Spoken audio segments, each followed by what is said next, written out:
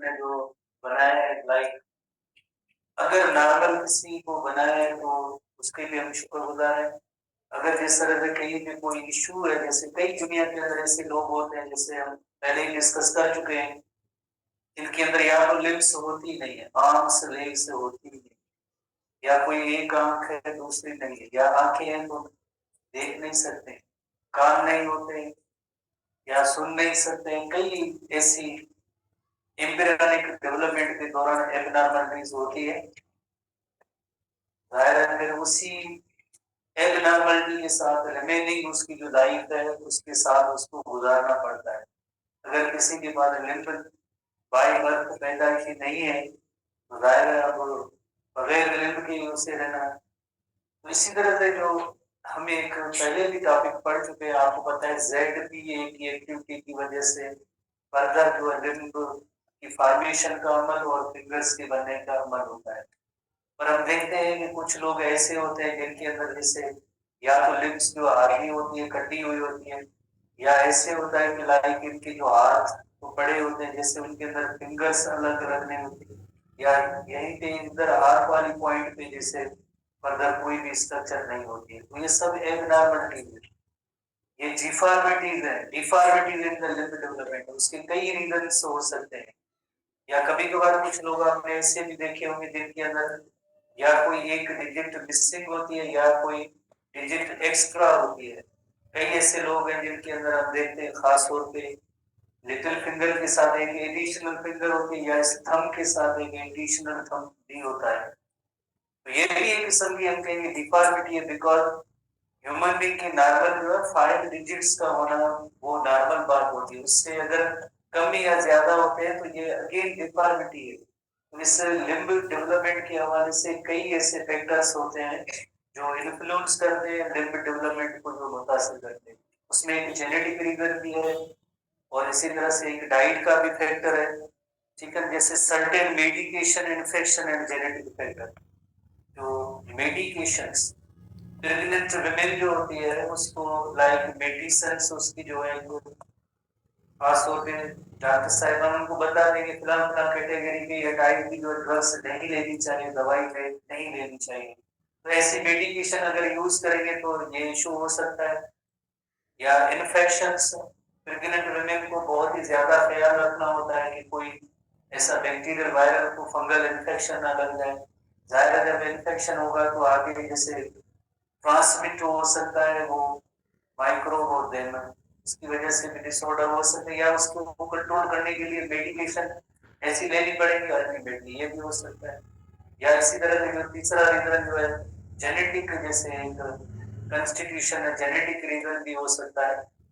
जैसे gene express जब होने का टाइम हो तब वो जीन एक्सप्रेस ही ना हो।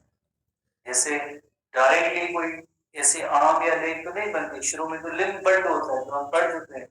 लिम्ब बल्ड आगे जो है लाइक आर्म के बनने के पास उनके जीन्स एक्टिव है, अचानक जैसे वो जीन आगे फर्दर जो है एक्सप्रेस ही नहीं हो, टाइम गुजर गया, जेस्टेशन टाइम हो गया कंप्लीट, आगे जो पार्ट वो बना ही नहीं। तो जेनेटिक रीजन भी कई होते हैं, जेनेटिक कंडीशंस भी होती हैं जिनकी वजह से लाइक ये ऐसी प्रॉपर लिम्स नहीं बनती है, तो हम कहेंगे deformity in the limb formation.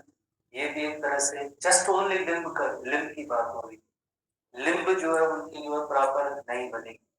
ठीक है, तो रीडिंग सेक्शन पे अब हम आते हैं।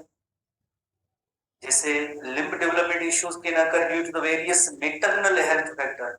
कल से हम पढ़ रहे हैं ये सब मैटरनल हेल्थ फैक्टर है, मदर के साथ रिलेटेड। अगर मदर नॉर्मल और हेल्दी होती है तो यंग वन भी जैसे नॉर्मल और हेल्दी जो एक नॉर्मल डेवलपमेंट के साथ पैदा हुआ है। अगर मदर की जैसे हेल्थ के इश्यूज है तो उसका इफेक्ट ये होगा कि डेवलपिंग यंग वन है उसके अंदर भी एबनॉर्मलिटी हो सकती है। तो certain medication, infection and genetic condition can lead to the limb abnormalities. The developing fetus such as the missing or extra fingers, या वो फिंगर्स जो है shortened होगी या लिम्ब डिफॉर्मिटी होगी। मिसिंग भी होगी, शॉर्टेंड यानी जो नॉर्मल साइज होती है फिंगर्स की वो नहीं होगी, शॉर्टेंड होगी। डिफॉर्मिटीज की मीनिंग होती है वो आगे जो जैसे फिंगर्स है वो बनेगी नहीं, जस्ट उनका जो पॉइंट जैसे मौजूद हो, यहाँ इस जगह पे फिंगर बननी थी पर वो नहीं बनेगी। ये सब जो है इस लिम्ब डिफॉर्मिटीज के अंदर आ जाते हैं, लिम्ब डेवलपमेंट इश्यूज के अंदर आ जाते हैं। तो आखिरी पैरा के अंदर जैसे एक कंक्लूजन है कि क्या करना चाहिए। प्रॉपर पेरेंटल केयर का जरूरी है। पेरेंटल केयर का मतलब है जैसे यकीनन जैसे जो प्रेग्नेंट वुमेन होती है वो स्पेशल अटेंशन की जो उसको जरूरत होती है, केयर हर लिहाज से उसकी, इंक्लूडिंग रेगुलर चेकअप्स। डॉक्टर साहिबान के पास रेगुलर चेकअप के लिए भी जाना चाहिए, क्योंकि जैसे वो ही बेहतर सजेस्ट करते हैं कि डाइट और न्यूट्रिशन प्रॉपर। कौन है?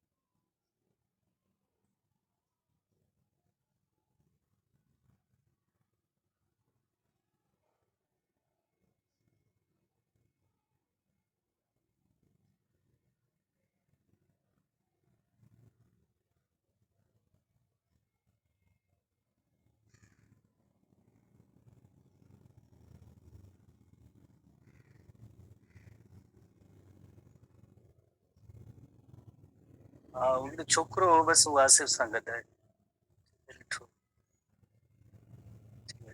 गद्दू आसिफ नजर कौन भी छोकरो मुझे नजर आए चुकी रही।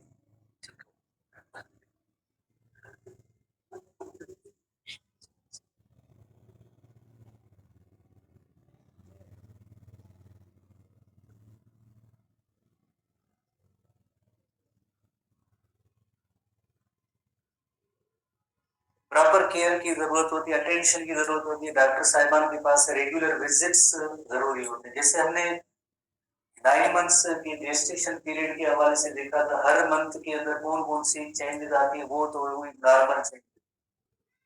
जैसे छोटी सी एक पॉइंट, जैसे ultrasound, why ultrasound is necessary. तो उसमें देखा जाता है कि आइदर जो एम्ब्रियो प्रॉपरली डेवलप हो रहा है या नहीं हो रहा है, एम्ब्रियो की जैसे हार्ट काम कर रही है या नहीं कर रही है, लिम्स बनी है या नहीं बनी है, एम्ब्रियो की पोजीशन या लोकेशन नॉर्मल है या नहीं है। हम जैसे या जिनको जैसे अक्सर डॉक्टरों के पास जाते हैं, ये शिकायत करते कि ये डॉक्टर बिला वजह मेडिसिन दवाई देते हैं, ये क्या करते हैं फला फला। या जो रिमोट एरिया होते हैं वहां पे इतनी ज्यादा मेडिकल एजुकेशन या शऊर नहीं होता है, तो फिर इन सब चीजों को वो गैर जरूरी समझते हैं कि ये क्या होगा, कुछ नहीं होगा। पर रेगुलर चेकअप, ब्लड ग्रुप से लेकर ये सारी चीजें नेसेसरी होते हैं। बिकॉज एक ऐसी भी प्रेगनेंसी होती है जिन्हें कहते हैं ट्यूबल प्रेगनेंसीज कहते हैं।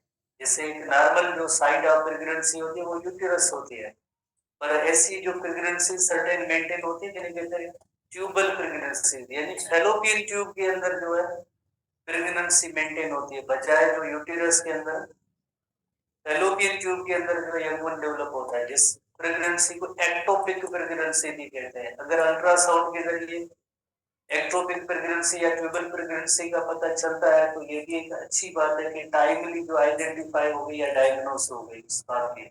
वरना क्या होता है कि आगे जैसे डेवलपमेंट बढ़ती है तो देन मदर और यंगवन दोनों की लाइफ को खतरा होता है। तो बहरहाल वो डॉक्टर साहिबान अच्छी तरह से जानते हैं इनका इलाज, ट्रीटमेंट वगैरह व्हाट्स हो।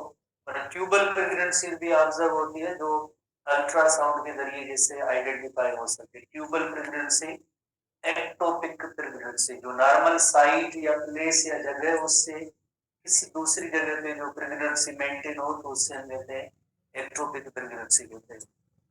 Management and maternal health condition can help prevent minimize the risk of these maternal derived abnormalities in the developing fetus. उसके बाद हम आते हैं नेक्स्ट हेडिंग में, आते हैं genetic abnormalities and spontaneous abortion. Spontaneous abortion is the miscarriages. Spontaneous दो लफ्ज हैं, स्पॉन्टेनियस एबॉर्शन, स्पॉन्टेनियस एबॉर्शंस जिन्हें मिसकैरेजेस कहते हैं। मिसकैरेजेस अक्सर जैसे विमेन के अंदर होते रहते हैं, तकरीबन जैसे 20 वीक्स ऑफ प्रेगनेंसी, उससे पहले पहले हो सकता है, और 20% विमेन के अंदर ये ऐसे चांसेस होते हैं मिसकैरेजेस होने के। तो मिसकैरेजेस की काफी सारे लाइक रीजन है उसके अंदर, जैसे आज जैसे ये जेनेटिक रीजन जो है इनको हम डिस्कस करेंगे। ये जो है जेनेटिक कंस्टिट्यूशन के हवाले से कोई एबनॉर्मलिटी होती है तो उसकी वजह से ऐसे मिसकैरेजेस होते हैं। तो हेडिंग है genetic abnormalities and spontaneous abortion. So spontaneous abortion, also known as a miscarriage, is a common complication of pregnancy that results in the loss of the fetus before the 20th week of gestation. जैसे you know very well कि normal जो site of pregnancy is the uterus, uterus के अंदर young ball develop हो रहा होता है, पर 20 वीक से पहले इसका जो लॉस हो जाए तो दैट इज कॉल्ड मिसकैरेज और स्पॉन्टेनियस एबॉर्शन 20 वीक। जैसे ट्राइमेस्टर आपको याद है 4 वीक्स और 1 मंथ वन, अक्सर जो ऐसा लाइक हमल जो है फर्स्ट ट्राइमेस्टर के अंदर ही हो जाता है। So it is estimated that up to the 20% of all the recognized pregnancies end in the miscarriage, within the majority occurring during the first trimester. 20 weeks से below, पर मेजॉरिटी जो इसके अंदर जो फर्स्ट ट्राइमेस्टर के अंदर जो है ये हो जाता है। First trimester that is the 3 months.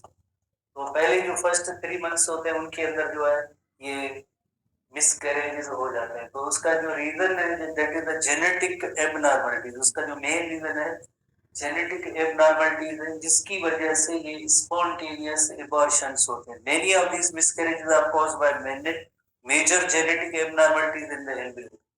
Genetic abnormalities कैसे हो सकती है, उसके लिए हमें थोड़ा सा टॉपिक से थोड़ा सा रिलेटेड पॉइंट तो नहीं है, पर ये टर्म इस्तेमाल होते रहते हैं। जैसे यू नो वेरी वेल कि एग और स्पर्म की जो प्रोडक्शन जब भी होती है, you know very well, egg या स्पर्म की जो प्रोडक्शन होती है उस प्रोसेस को हम जैसे एग प्रोडक्शन के अमल को oogenesis कहते हैं, और स्पर्म की प्रोडक्शन को हम स्पर्मेटोजेनेसिस कहते हैं। स्पर्मेटोजेनेसिस स्पर्मेटोजेनेसिस कहते हैं। oogenesis होती है तो इसके अंदर कोई जो डिप्लॉयड सेल होता है उसके अंदर सबसे पहले मियोसिस 1 होती है। मियोसिस 1 होने के बाद देन जो मियोसिस 2 होगी, और मियोसिस 2 होगी तो देन जो एक हैप्लॉइड और 1n जो है एक सेल प्रोड्यूस होता है। सेम सिमिलरली जैसे स्पर्मेटोजेनेसिस होते हैं तो उसके अंदर भी जैसे प्रोसेस के दौरान पहले मियोसिस 1 होगी, देन जो है मियोसिस 2 होगी, और उसके रिजल्ट में एक हैप्लॉइड स्ट्रक्चर जो स्पर्म बनता है, haploid that is the 1n। और यू नो वेरी वेल कि एग और स्पर्म की यूनियन होती है, एग और स्पर्म की यूनियन होती है तो उसके रिजल्ट में ही जैसे जाइगोट और आगे पूरा न्यू इंडिविजुअल बनता है। एग भी 1n होता है, 1n इन नेचर होता है, और स्पर्म भी 1n। उसके बाद जैसे डिप्लॉयड, और उसके बाद आगे यकीन माइटोसिस से मेनी सेल्स, तो जितने भी सेल्स बनेंगे इसी जाइगोट से बनेंगे। तो एग और स्पर्म जो है ये हैप्लॉइड इन नेचर होने चाहिए। इनका जो जेनेटिक मटेरियल है उसके अंदर कोई एबनॉर्मलिटी होगी तो यकीनन जाइगोट के अंदर भी एबनॉर्मलिटी होगी। अगर एग सेल और स्पर्म के अंदर कोई एबनॉर्मलिटी होगी तो उसका इफेक्ट उसकी वजह से जो जाइगोट बनेगा उसके अंदर भी एबनॉर्मलिटी हो जाएगी। तो एक किस तरह से एग और स्पर्म के अंदर जो जेनेटिक एबनॉर्मलिटी हो सकती है, एक नंबर ऑफ क्रोमोसोम में भी डिफरेंस हो सकता है। नंबर ऑफ क्रोमोसोम कैसे, जिस तरह से यू नो वेरी वेल अगर ह्यूमन बीइंग की बात करें, एक सेल के अंदर 23 नंबर ऑफ क्रोमोसोम होता है, स्पर्म में भी 23 नंबर ऑफ क्रोमोसोम होता है, और जाइगोट जैसे आगे 46 नंबर ऑफ क्रोमोसोम होता है। उसके बाद जो भी एडल्ट इससे बनेंगे young one, then adult male adult होगा तो स्पर्म प्रोड्यूस करेगा तो अगेन उसमें नंबर ऑफ क्रोमोसोम 23, और अगर फीमेल एडल्ट होगी और एग प्रोड्यूस होंगे तो यकीनन उसके अंदर भी haploid number 1 and number 23 number of chromosomes produce होंगे। एक तो नंबर ऑफ क्रोमोसोम्स का भी डिफरेंस होता है, दूसरा जो शेप होती है क्रोमोसोम की, जैसे शेप या स्ट्रक्चर जैसे आप कहें, उसमें भी थोड़ी सी चेंज या तब्दीली आ सकती है। म्यूटेशंस भी कभी कभार होती है। Mutation is a change in genetic material होता है, किसी एक जीन के हवाले से उसमें चेंज आती है, तब भी जो इसके अंदर जो जाइगोट बनेगा, तब भी जो एक नॉर्मल आर प्रॉपर नहीं होगा। अगर एक सेल और स्पर्म का जो जेनेटिक मटेरियल है उसके अंदर कोई म्यूटेशन आएगी तो दे नॉर्मल इंडिविजुअल नहीं बनेगा। एक और फैक्टर है इपिजेनेटिक। इपिजेनेटिक मॉडिफिकेशंस होती है, हालांकि वो मॉडिफिकेशन जेनेटिक मटेरियल में है पर डायरेक्टली नहीं है, डायरेक्टली नहीं है। तो ये चार जो है फैक्टर्स को इनको डिस्कस करेंगे, इनका रोल क्या होता है जो नॉर्मल डेवलपमेंट नहीं होती है। नंबर ऑफ क्रोमोसोम्स के हवाले से देखेंगे, शेप और स्ट्रक्चर के हवाले से भी देखेंगे कि एक और स्पर्म के अंदर जो क्रोमोसोम है उनकी शेप में चेंज आएगी तो देन नॉर्मल एक जो है एम्ब्रियो की डेवलपमेंट नहीं होगी, या जो म्यूटेशंस होती है जेनेटिक मटेरियल जो स्पर्म या एग के अंदर जो जीन्स पड़े हैं उनके अंदर कोई चेंज आएगी तभी कोई नॉर्मल डेवलपमेंट जैसे नहीं हो सकती, कोई एरर हो सकता है। एक एपिजेनेटिक मॉडिफिकेशन होती है, वो किस तरह से असरदार होती है। तो सबसे पहले हम आते हैं नंबर ऑफ क्रोमोसोम के हवाले से, आपके नेक्स्ट पेज पे आते हैं नंबर ऑफ क्रोमोसोम। जैसे फॉर एग्जांपल जैसे जो नॉर्मली जो ऑफस्प्रिंग जो प्रोड्यूस होते हैं उस हवाले से, जैसे कोई मेल पर्सन है, फीमेल पर्सन, मेल तो इसके नंबर ऑफ क्रोमोसोम जब रिड्यूस टू हाफ होते हैं तो 23 नंबर ऑफ क्रोमोसोम बनता है। इसी तरह से जो फीमेल होती है तो उसके अंदर भी जैसे एक सेल के अंदर भी जैसे 23 नंबर ऑफ क्रोमोसोम होता है। इसी तरह से एक और स्पर्म की तरह ये स्पर्म है और ये एक सेल है। 46 इनके पेरेंट्स के number of chromosome, haploid number एक और स्पर्म का 23 होता है। उसके बाद क्या होगा कि जैसे एक स्पर्म और एक एग सेल की कॉम्बिनेशन होती है तो 46 नंबर ऑफ क्रोमोसोम इसके ऑफस्प्रिंग या औलाद जो नेक्स्ट जनरेशन होगी तो उसके अंदर जो 46 नंबर ऑफ क्रोमोसोम होता है। पर कभी कभार ये होता है कि मियोसिस के दौरान एग और स्पर्म प्रोडक्शन के दौरान स्पर्मेटोजेनेसिस और oogenesis के दौरान नंबर ऑफ क्रोमोसोम जो है वो प्रॉपरली नॉर्मल ये नहीं होता है। जैसे फॉर एग्जांपल हम कहते हैं कि मेल के अंदर जब स्पर्म की फॉर्मेशन का अमल होता है तो एक ऐसे स्पर्म होंगे जिनमें नंबर ऑफ क्रोमोसोम 22 होगा और एक ऐसे स्पर्म हो सकते हैं जिसके अंदर नंबर ऑफ क्रोमोसोम जो है 24, यानी क्रोमोसोम सही तौर पे सेपरेट या अलग नहीं हुए। इस वजह से जैसे एक ऐसे स्पर्म प्रोड्यूस होंगे जिनके अंदर नंबर ऑफ क्रोमोसोम कम होगा, एक ऐसे भी स्पर्म होंगे जिनमें नंबर ऑफ क्रोमोसोम नॉर्मल से जरा ज्यादा होगा। जैसे फीमेल का हम अजम्पशन लेते हैं कि ये 23 नंबर ऑफ क्रोमोसोम में फर्क होता दोनों में है। एक सेल के अंदर भी नंबर ऑफ क्रोमोसोम में चेंज आ सकती है, स्पर्म के नंबर ऑफ क्रोमोसोम उसमें भी चेंज आ सकती है। तो ऐसी सूरत में फॉर एग्जांपल जैसे ये स्पर्म साइड है, स्पर्म साइड है उसकी जैसे और ये एक सेल है, एक ऐसा स्पर्म जिसमें नंबर ऑफ क्रोमोसोम 22 है और यहाँ पे 23, तो नंबर ऑफ क्रोमोसोम कितने बनेंगे 45। इसी तरह से एक ऐसा स्पर्म जिसमें नंबर ऑफ क्रोमोसोम 24 है और 23 वाले के साथ जो कॉम्बिनेशन होगी 47। तो नॉर्मल नंबर ऑफ क्रोमोसोम कितना है 46 है, उसकी बजाय क्या हुआ जो ऑफस्प्रिंग या औलाद जो प्रोड्यूस होगा आगे तो उसके अंदर एक ऐसा ऑफस्प्रिंग होगा जिसके अंदर वन क्रोमोसोम लेस होगा, या ऐसे भी हो सकता है कि एक क्रोमोसोम उससे ज्यादा या इजाफी भी हो सकता है, आइदर एक नंबर ऑफ क्रोमोसोम कम या ज्यादा। इस कंडीशन को कहते हैं एनयूक्लियोइडी। एनयूक्लियोइडी इस कंडीशन को कहते हैं जिसमें एक क्रोमोसोम या तो कम होगा या ज्यादा होगा। जब कम होता है तो उस कंडीशन को कहते हैं मोनोसोमी कहते हैं, जब कम होता है तो उसे हम कहते हैं मोनोसोमी कहते हैं, जब एक ज्यादा होता है क्रोमोसोम तो उसे ट्राइसोमी कहते हैं, that is called trisomy. Trisomy वाले इंडिविजुअल होते हैं जिनको हम कहेंगे लाइक ये 47 क्रोमोसोम है, और मोनोसोमी वाली कंडीशन में जो 45 क्रोमोसोम होते हैं 45। जैसे एक कंडीशन है जिसका नेम है Turners syndrome. Turners syndrome, Turners syndrome होते वो भी जैसे इंसान है पर उसके अंदर एक क्रोमोसोम कम है, तो एक एक्स क्रोमोसोम उनके अंदर कम होता है, 45 क्रोमोसोम होते हैं, 45 क्रोमोसोम होते हैं। तो इसी तरह से ट्राइसोमी के हवाले से अगर देखा जाए, ट्राइसोमी के हवाले से, ट्राइसोमी के हवाले से देखा जाए तो दो तीन तरह की ट्राइसोमी ऑब्जर्व होती है। ट्राइसोमी एक जो होती है 21 नंबर क्रोमोसोम इजाफी होता है, ट्राइसोमी 21। जैसे आपको पता है 23 क्रोमोसोम है 23 क्रोमोसोम उनके पेयर होते हैं, 21 नंबर क्रोमोसोम होता है, उसकी एक एक्स्ट्रा कॉपी होती है, तो नंबर ऑफ क्रोमोसोम 47 हो जाएगा, जिसे डाउन सिंड्रोम कहते हैं। एक जो होती है ट्राइसोमी 18 होती है, ट्राइसोमी 18 होती है, 18 नंबर क्रोमोसोम पे एक एक्स्ट्रा कॉपी आएगी। एक ऐसी ट्राइसोमी होती है ट्राइसोमी 13 नंबर क्रोमोसोम पे एक एक्स्ट्रा क्रोमोसोम आ जाता है। डाउन सिंड्रोम जो ट्राइसोमी 21 है, that is called down syndrome. Down syndrome के इंडिविजुअल जिंदा रहते हैं 20 इयर्स तक उनकी एज होती है, पर वो मेंटली और सेक्सुअली रिटार्डेड होते हैं। किन केसेस में रिपोर्ट है कि लाइक जो रिप्रोडक्शन हो सकती है, पर ये जो ट्राइसोमी 18 और 13 है, ये एकदम जैसे अर्ली एज के अंदर, जैसे छोटी एज के अंदर इनके आगे जो डेथ हो जाती है। तो ये ट्राइसोमिक कंडीशन और वो मोनोसोमिक कंडीशन है।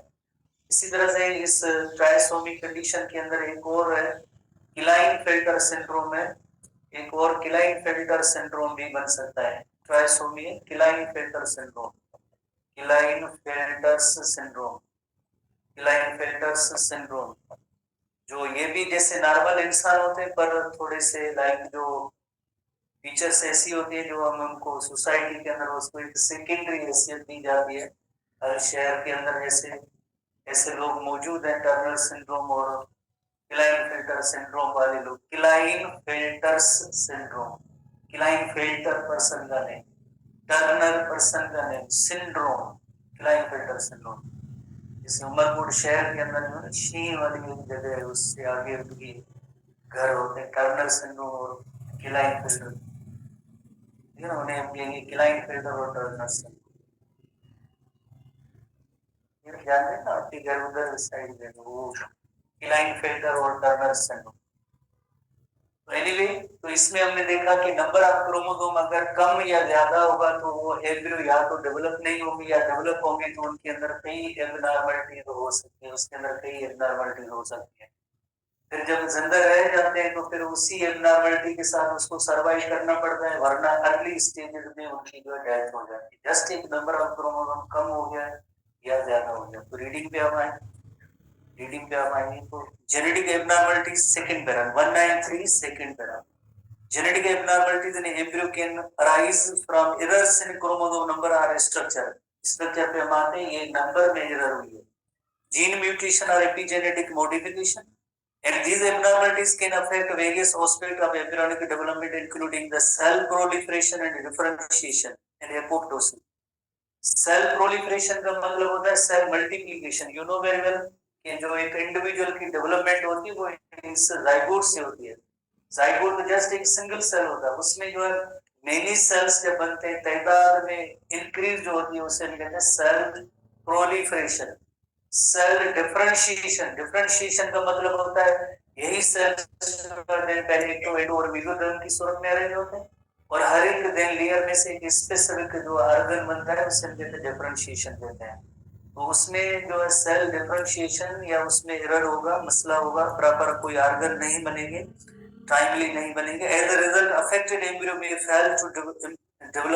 fail to implant properly, develop abnormal tissues or organ, or have severe developmental defects that are incompatible with life.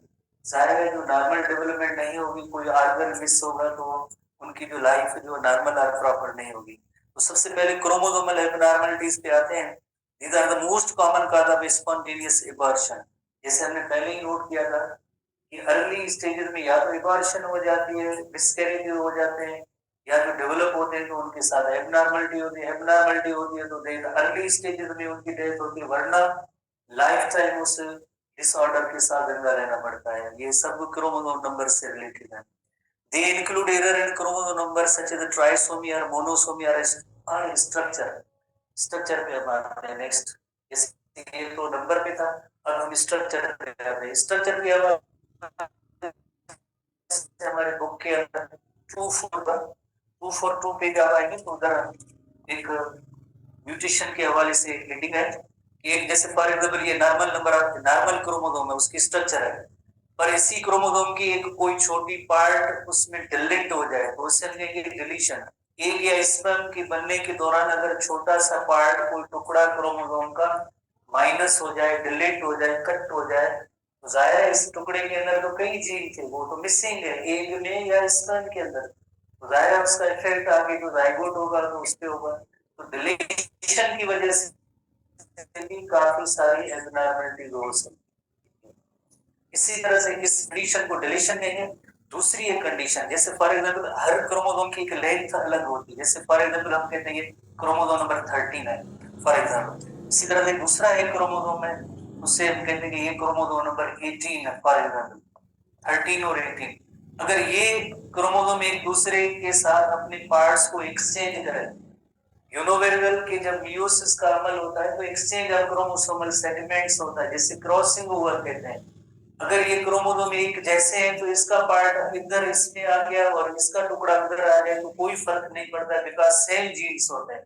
पर ये तो क्रोमोसोम नंबर ही डिफरेंट है, ये 13 है, ये 18 है, इसके अंदर जीन अलग होते हैं, उसके अंदर जीन अलग होते हैं। गलत पेयरिंग होगी, गलत पेयरिंग होगी, गलत एक्सचेंज ऑफ जीन्स हुई है, तो इसकी वजह से जो एग या स्पर्म बनेगा उसके अंदर भी एबनॉर्मलिटी होगी। और इस किस्म की जो इस किस्म की जो एबनॉर्मलिटी होती है उसे कहते हैं ट्रांसलोकेशन कहते हैं। ये ट्रांसलोकेशन, और ये जो एबनॉर्मलिटी होगी क्रोमोसोम की स्ट्रक्चर, उसे कहेंगे डिलीशन। डिलीट तो आम लफ्ज है, जैसे मैसेज डिलीट हो गए, मैसेज नहीं मिल रहा है, पता नहीं कब डिलीट होगा। डिलीट की मीनिंग होती है कट करना। तो क्रोमोसोम की स्ट्रक्चर जो नॉर्मल है उसमें कोई टुकड़ा मिस है, उसके अंदर भी बड़ी जेनेटिक इंफॉर्मेशन थी, जीन थे, अब वो मिसिंग है। एग या स्पर्म के अंदर वो पार्ट नहीं है, तो फिर आगे उसकी जब फर्टिलाइजेशन होगी, जाइगोट बनेगा, तो यकीनन उसके अंदर एरर ही होगी। तो इसी तरह से ये जो एग या स्पर्म ऐसा बना है जिसके अंदर डिफरेंट क्रोमोसोम की जीन मौजूद है, तो तब भी आगे जाके ये एरर्स या एबनॉर्मलिटी या डिफेक्ट का सबब बनेगा। Most chromosomal abnormalities are random events that occur during the cell division in egg or sperm, but some can be inherited from a parent. ऐसी जो रिसर्च तो एग्जैक्ट इसके बारे में नहीं है कि वाई ऐसा क्यों होता है। इसमें एक रीजन है मैटरनल एज का भी फर्क है। ऐसी मदर्स जिनकी एज 35 इयर्स से ज्यादा होती है और उसके बाद अगर प्रेगनेंसी स्टेब्लिश होती है, तो उनमें जो ज्यादा चांसेस होते हैं कि उनके जो क्रोमोसोम नंबर है उसमें ऐसी वेरिएशन या एरर हो सकती है। मैटरनल एज का भी एक बड़ा इंपॉर्टेंट रोल होता है। जैसे मदर की जैसे एज बड़ी होती जाती है तो उनमें इस तरह की एबनॉर्मलिटीज के chances, abnormal number of chromosome में ज्यादा होता है, एक रीजन है ये। तो उसकी वजह से भी आगे जो है प्रेगनेंसी स्टेब्लिश आगे नहीं हो सकती है, होती है तो देन जो है एबनॉर्मल जैसे डेवलपमेंट होती है, एबनॉर्मल डेवलपमेंट होती है, तो कुछ ऑफस्प्रिंग उस डिसऑर्डर के साथ लाइफ टाइम उनको उसी डिसऑर्डर के साथ सर्वाइव करना होता है, या तो अर्ली एजेस में जो उनकी डेथ हो जाती है। उसके बाद हम आएंगे जीन म्यूटेशन। जैसे क्रोमोसोम नंबर उसमें जो लाइक आइदर एक क्रोमोसोम कम या ज्यादा हो सकता है, क्रोमोसोम की स्ट्रक्चर में भी चेंज आएगी, और इसी तरह से जीन म्यूटेशन, जीन कहते हैं एक पर्टिकुलर सेगमेंट ऑफ डीएनए को कहते हैं, दैट इज कॉल्ड जीन। उसके अंदर म्यूटेशन या चेंज आएगा, सिंपली हम कहेंगे change in genetic material. Change in genetic material, DNA के अंदर जो चेंज आती है उसे हम कहते हैं जीन म्यूटेशन कहते हैं। जैसे फॉर एग्जांपल ये एक जैसे एग या स्पर्म का जैसे वो सेल है, इसके अंदर जो क्रोमोसोम है, ये जैसे क्रोमोसोम है, और इस क्रोमोसोम के छोटे से टुकड़े, इस छोटे से टुकड़े को हम कहते हैं जीन कहते हैं। अगर इस जीन की तरतीब में कोई चेंज आ जाए, डिफरेंस आ जाए, तो इस अमल को हम कहेंगे जीन म्यूटेशन कहेंगे।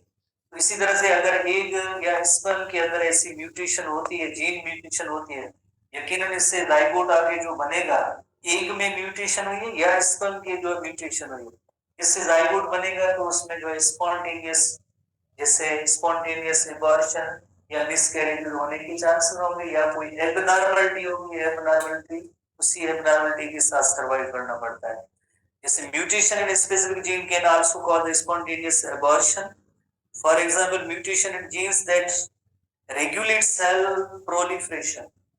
ऐसे जीन जो सेल प्रोलिफरेशन, प्रोलिफरेशन की मीनिंग होती है मल्टीप्लिकेशन, डिवीजन, जो differentiation can disrupt the normal embryonic development. Inherited mutation in the genes such as BRCA1 and BRCA2.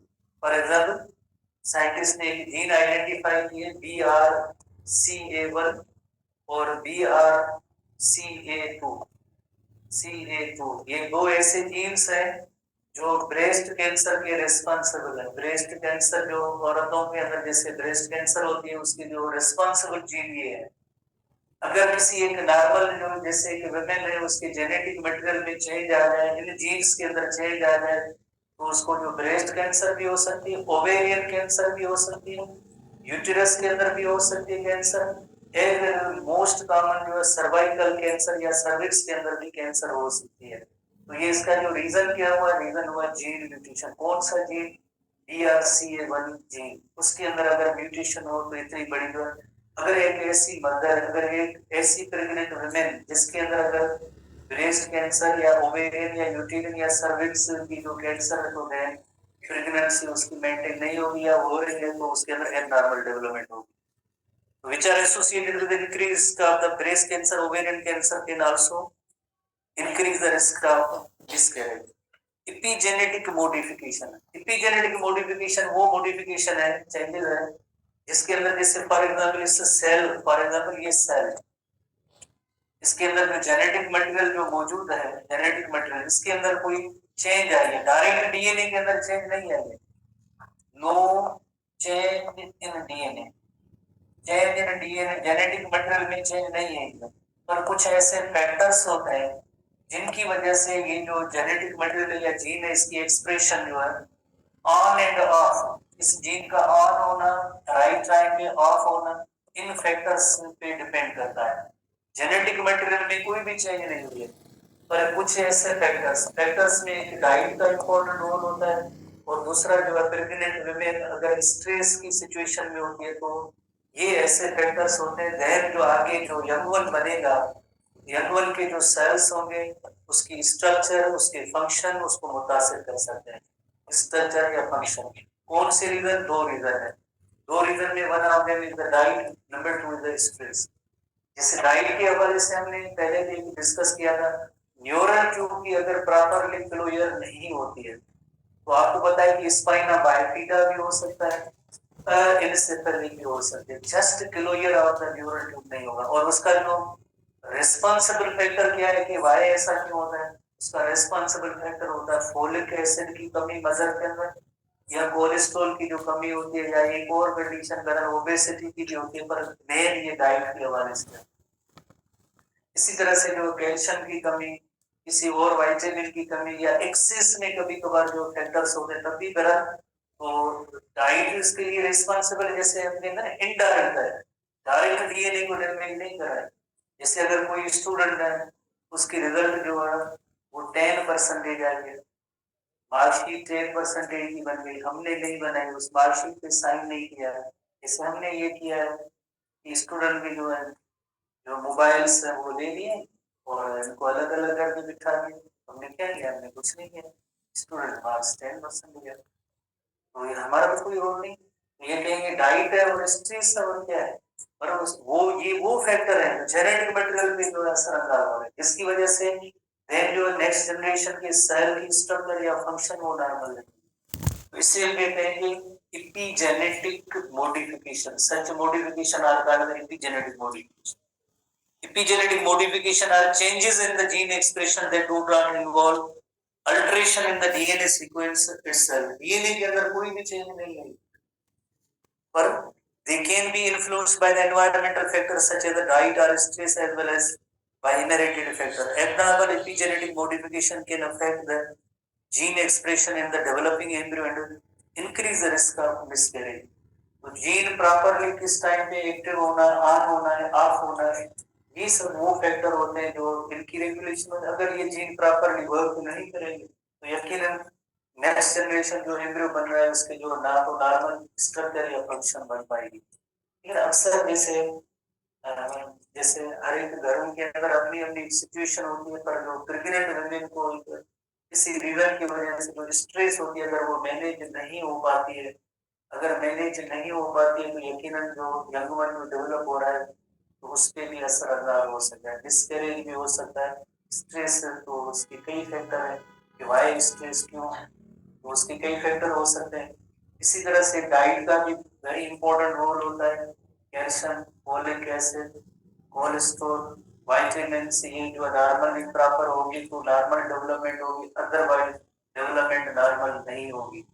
इसी तरह से जो कभी कभार ऐसे फूड्स होते हैं जिन्हें प्रोसेस्ड फूड कहते हैं, जो डब्बों में, टैंक्स में, इनमें मिलते हैं, इधर जो मेडिकल स्टोर्स पे या जो इधर रास्ते में जैसे पेट्रोल पंप, जनरल स्टोर मिल गए, ऐसी डाइट यूज करने से भी जो है नॉर्मल जो डेवलपमेंट नहीं होती। एक रिसर्च है जिसमें एक जेस्टेशनल डायबिटीज होती है, जो प्रेग्नेंट मदर्स को जेस्टेशनल डायबिटीज होती है, प्रोसेस फूड की वजह से होता है, या ऐसा फूड जो जिसमें लिपिड रिच फूड है उनका यूज करना ज्यादा हेल्दी है, जो खराब अमल होता है। वाइटामिन ए का भी ज्यादा इस्तेमाल होता है, ज्यादा इस्तेमाल करने से तब भी जैसे एबनॉर्मलिटीज हो सकती है। वेरी कॉम्प्लिकेटेड प्रोसेस होता है और स्ट्रिक्ट डॉक्टर या मेडिकल प्रोफेशनल की जो गाइडेंस जो है नॉर्मल जैसे प्रेगनेंसी मेंटेन होती है, अदरवाइज जैसे यकीनन कोई ना कोई एबनॉर्मलिटी हो सकती है।